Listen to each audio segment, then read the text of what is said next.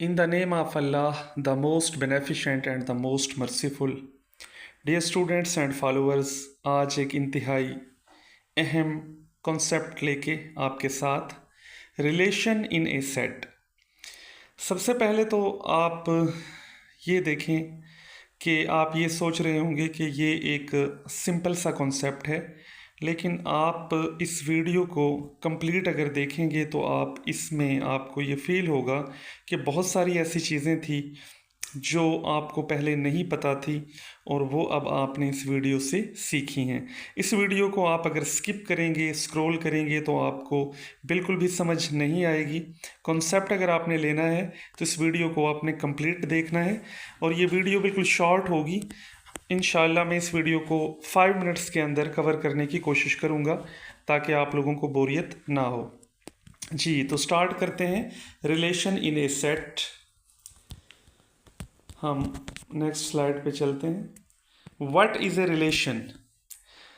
आपको पता है, ये आप लोगों ने पढ़ी भी होगी, A relation R from set A to set B is a subset of A cross B. यहाँ ए क्रॉस बी जो है वो सेट ए और बी का कार्टियन प्रोडक्ट है और ये आपने पढ़ा हुआ है कि कार्टियन प्रोडक्ट दो सेट्स का कैसे लेते हैं। अब बात है रिलेशन की कि जो रिलेशन है फ्रॉम ए टू बी वो क्या होगी? वो एक कलेक्शन होगी, collection of ordered pairs A B इस तरह के ऑर्डर्ड पेयर्स की कलेक्शन होगी जहाँ पे जो फर्स्ट कंपोनेंट है ए वो सेट ए को बिलोंग करेगा और जो सेकंड कंपोनेंट है बी स्मॉल बी वो सेट बी को बिलोंग करेगा। फॉर एग्जांपल, अगर हमारे पास दो सेट्स हैं जैसे कि उसने यहाँ पे दिया है, सेट ए के अंदर दो एलिमेंट्स हैं 1 2 और सेट बी के अंदर भी दो एलिमेंट्स हैं एक्स वाई, तो रिलेशन क्या होगी? रिलेशन एक्चुअली एक सबसेट है ए क्रॉस बी का। कोई भी जो सबसेट होगा वो एक रिलेशन होगी। जाहिर है ए क्रॉस बी के अंदर हमारे ऑर्डर्ड पेयर्स होंगे। जब हम ए का बी के साथ कार्टियन प्रोडक्ट लेंगे तो उसके अंदर जो ऑर्डर्ड पेयर्स आएंगे वो जो हमारा सेट होगा उसका कोई भी सबसेट जब हम लेंगे तो वो एक रिलेशन होगी। यहाँ भी देखें, हमने एक रिलेशन ली है आर और इसके अंदर दो ऑर्डर्ड पेयर्स हैं 1x एंड 2y और इन दोनों आप ऑर्डर पेयर्स में देखें, जो इन दोनों ऑर्डर पेयर्स के फर्स्ट कंपोनेंट्स हैं वो सेट ए को बिलोंग करते हैं और जो सेकंड कंपोनेंट्स हैं वो सेट बी को बिलोंग करते हैं। तो this is a relation from A to B. Next हम स्लाइड पे चलते हैं। Relation on a single set. अब देखें, हम जब सिंगल सेट पे रिलेशन लेंगे, अगर हमारे पास सेट ही सिंगल है, यहाँ पे वो बात कर रहा है if A is equal to B, relation in, इसको कहते हैं रिलेशन इन ए, या हम ये भी कह सकते हैं रिलेशन ऑन ए। तो अगर हमारे पास एक सेट है ए जिसके अंदर 3 एलिमेंट्स हैं 1 2 3, तो यहाँ पे रिलेशन कैसे आएगी? जाहिर है ए का हम ए के साथ कार्टियन प्रोडक्ट लेंगे तो उसका कोई भी जो सबसेट होगा वो होगी रिलेशन इन ए। जैसे कि आप यहाँ से देख सकते हैं, सेट ए हमारे पास था, इसमें 3 एलिमेंट्स थे 1 2 3, तो जो रिलेशन होगी वो इसी सेट के एलिमेंट्स के जो ऑर्डर्ड पेयर्स की कलेक्शन होगी। तो यहाँ पे हमने एक रिलेशन ली है आर जिसमें 3 ऑर्डर्ड पेयर्स हैं 1 1 2 2 एंड 3 3। अब हम चलते हैं अगली स्लाइड पे। बहुत इंपॉर्टेंट स्लाइड है, टाइप्स ऑफ रिलेशंस। ये टाइप्स आपने पढ़ी होंगी कि रिफ्लेक्सिव रिलेशन क्या होती है। रिफ्लेक्सिव रिलेशन की डेफिनेशन ये है कि किसी भी सेट ए में रिफ्लेक्सिव रिलेशन क्या है। यानी आप देखें, यहाँ पे एक ऑर्डर्ड पेयर है A belongs to R for all A belongs to A. मैं अब यहाँ पे आपको इसे एक्सप्लेन करूँगा ताकि आपको अच्छे से समझ आ जाए कि रिफ्लेक्सिव रिलेशन क्या है। अब आप देखें, फॉर एग्जांपल, अगर आपके पास एक सेट है ए और इस सेट के अंदर 3 एलिमेंट्स हैं 1 2 एंड 3, तो ऐसी रिलेशन रिफ्लेक्सिव रिलेशन होगी जिसमें for all A belongs to A, यानी ए का हर एलिमेंट अपने साथ पेयर बनाए। हर एलिमेंट ने अपने साथ पेयर बनाना है क्योंकि इसके अंदर 3 एलिमेंट्स हैं, तो यहाँ पे हमारा हर एलिमेंट अपने साथ पेयर बनाएगा और ये तीनों ऑर्डर्ड पेयर्स जिस रिलेशन में मौजूद होंगे वो जो है रिलेशन रिफ्लेक्सिव होगी, अदरवाइज वो रिफ्लेक्सिव नहीं होगी। ये डेफिनेशन है रिफ्लेक्सिव की। अगर आप दोबारा से देखें तो आपको समझ आएगी यहाँ पे कि reflexive for all A belongs to A के हर एलिमेंट के लिए जो ऑर्डर्ड पेयर ए है वो उस रिलेशन में मौजूद होना चाहिए। अब हम देखते हैं सिमेट्रिक रिलेशन।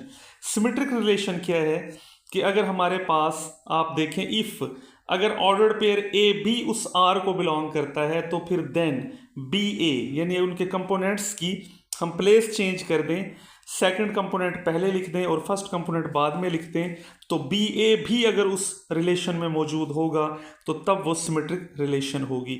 इसे फिर एक एग्जांपल से समझते हैं। उसी तरह से अगर मैं यहाँ पे देखूँ कि मेरे पास एक सेट ए है और इस सेट में फॉर एग्जांपल 3 एलिमेंट्स हैं 1 2 3, तो मैं अब अगर बात करता हूँ कि एक रिलेशन आर है और ये एलिमेंट है 1 2, ये वाला ऑर्डर्ड पेयर अगर रिलेशन आर को बिलोंग करता है तो ये रिलेशन सिमेट्रिक उस वक्त होगी जब ये वाला एलिमेंट 2 1 अगर हम इनकी प्लेस चेंज कर दें ये भी आर को बिलोंग करे, यानी हर हाल में जब भी कोई ordered pair A B R को बिलोंग करेगा तो फिर बी ए को भी आर को बिलोंग करना चाहिए। अगर हर ऑर्डर्ड पेयर ए बी के लिए ये कंडीशन होल्ड कर जाए तो वो रिलेशन सिमेट्रिक रिलेशन होगी। अब हम चलते हैं थर्ड, ट्रांजिटिव। ट्रांजिटिव में आप देखें कोई भी रिलेशन ट्रांजिटिव होगी अगर ऑर्डर्ड पेयर ए बी और फिर ए बी यानी फर्स्ट ऑर्डर पेयर का सेकंड कंपोनेंट आप देखें बी है, बी सी वो किसी और एलिमेंट के साथ ऑर्डर्ड पेयर बना के रिलेशन आर में शामिल है, तो फिर क्या होना चाहिए, देन फर्स्ट कंपोनेंट और लास्ट कंपोनेंट जो है, यानी फर्स्ट ऑर्डर पेयर का फर्स्ट कंपोनेंट और सेकंड ऑर्डर पेयर का थर्ड कंपोनेंट ए सी, ये भी अगर आर में होगा तो फिर ऐसी रिलेशन ट्रांजिटिव होगी।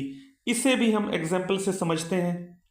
फॉर एग्जाम्पल हमारे पास सेट ए है, उसी तरह से इसके अंदर 3 एलिमेंट्स हैं 1 2 एंड 3। तो यहाँ से देखें कि ये रिलेशन हमारी जो है ये ट्रांजिटिव होगी अगर हम कहते हैं इस रिलेशन आर में 1 2 भी आर को बिलोंग करता है और ये जो 2 है 2 3 ये भी आर को बिलोंग करता है। अगर ऐसा हो जाए यानी 1 2 भी आर को बिलोंग करे और 2 3 भी आर को बिलोंग करे, और दिस इंप्लाइज दैट अगर 1 3 ये जो ऑर्डर्ड पेयर है 1 3 ये भी अगर आर को बिलोंग कर जाए तो हम कहेंगे ये रिलेशन जो है ये ट्रांजिटिव रिलेशन है। और जब जब ऐसा होगा तब ये एलिमेंट्स बिलोंग करने चाहिए। यहाँ पे देखें कि ट्रांजिटिव अगर ए बी और बी सी आर को बिलोंग करेंगे तो तब फिर हमेशा ए सी को आर को बिलोंग करना चाहिए। अगर कहीं भी ये कंडीशन फेल होती है तो ये रिलेशन ट्रांजिटिव नहीं होगी। अब लास्ट में हमारी है एंटी सिमेट्रिक रिलेशन। ये बहुत इंपॉर्टेंट है समझना कि कोई भी रिलेशन एंटी सिमेट्रिक कब होगी। इसको भी उसी तरह से हम देखते हैं, एक एग्जाम्पल से मैं आपको समझाऊंगा। फॉर एग्जाम्पल मेरे पास सेट ए है, ये एक सिंपल एग्जाम्पल मैं इसलिए ले रहा हूँ ताकि आपको अंडरस्टैंडिंग आपकी ईजी हो 3 एलिमेंट्स के साथ। वैसे आप जितने मर्जी एलिमेंट्स के साथ कोई सेट ले सकते हैं। अच्छा, एंटी सिमेट्रिक रिलेशन ऐसे रिलेशन है, आप देखें कि इसकी डेफिनेशन पढ़ें। If A B and B A, अगर ये 2 एलिमेंट्स आर को बिलोंग करते हैं, ये 2 ऑर्डर्ड पेयर्स। अब ये 2 ऑर्डर्ड पेयर्स आप देखें कि ए बी एंड बी ए, यानी ए बी और फिर अगर हम उसका ऑर्डर रिवर्स कर दें बी ए, अगर ये दोनों एलिमेंट्स रिलेशन आर में है तो इंप्लाइज दैट ए और बी हमेशा इक्वल होंगे। अब इसको मैं आपको एक और अंदाज से समझाऊंगा ताकि आपको समझ आए। आपने पढ़ा होगा, देखें कि हमारे पास स्टेटमेंट होती थी, आपको याद होगा P इम्प्लाइज Q, ये एक स्टेटमेंट थी। इसकी इक्विवेलेंट एक स्टेटमेंट है, आपको याद आई होगी, negation Q implies negation P। ये जो स्टेटमेंट है ये दोनों इक्विवेलेंट स्टेटमेंट हैं। तो हम इसको नेगेशन से समझेंगे कि P इम्प्लाइज Q उस वक्त ट्रू होगी अगर negation Q implies negation P true हो जाए। तो यहाँ पे आप देखें कि हम इसको इस तरह देखते हैं कि अगर ए जो है वो बी के इक्वल ना हो तो तब कौन सी कंडीशन है जो जिसके ज़रिए हमें पता चलेगा ये रिलेशन जो है वो एंटी सिमेट्रिक है। अब आप देखें यहाँ पे उसी तरह से ये सेट है, इसके अंदर एलिमेंट्स मैंने लिए 1 2 और 3। अब कोई भी रिलेशन एंटी सिमेट्रिक होगी हम उसे नेगेशन वाली जो हमारी रिलेशन है वो कंडीशन है उसकी हेल्प से समझेंगे। हम यहाँ से समझेंगे if A is not equal to B. अब देखें दो एलिमेंट्स हैं, 1 जो है वो 2 के इक्वल नहीं है, ठीक है। अगर ए के दो एलिमेंट्स इक्वल नहीं है 1 और 2 तो फिर क्या होना चाहिए, दिस इम्प्लाइज दैट, फिर ये होना चाहिए कि 1 2 जो है अगर बिलोंग करेगा आर को तो फिर 2 1 को आर को बिलोंग नहीं करना चाहिए। ओके, 2 1 को आर को बिलोंग नहीं करना चाहिए, does not belongs to R, तो तब ये रिलेशन एंटी सिमेट्रिक होगी। और अगर हम देखते हैं कि 1 इज नॉट इक्वल टू 2, अगर 1 2 के इक्वल नहीं है, ठीक है, और 2 1 अगर आर को बिलोंग करता है तो फिर इसका अगर ऑर्डर रिवर्स करें 1 2 को जो है वो आर को बिलोंग नहीं करना चाहिए, ठीक है। या फिर तीसरी बात ये हो सकती है ये दोनों एलिमेंट्स जो है वो आर को बिलोंग ना करें, यानी ये दोनों एलिमेंट्स जो हैं हमारे, अगर 1 जो है वो 2 के इक्वल नहीं है तो 1 2 भी आर को बिलोंग ना करे और 2 1 भी आर को बिलोंग नहीं करना चाहिए। तो इन तीनों कंडीशंस में से कोई एक भी कंडीशन ट्रू होगी तो ये रिलेशन हमारी एंटी सिमेट्रिक होगी। तो उम्मीद है कि आपको इस लेक्चर की समझ आई होगी। तो नेक्स्ट वीडियो के साथ फिर मैं एक अच्छा सा कॉन्सेप्ट और कंटेंट लेकर आऊँगा। तब तक के लिए अल्लाह हाफिज़, अपना ख्याल रखिएगा, दुआओं में याद रखिएगा।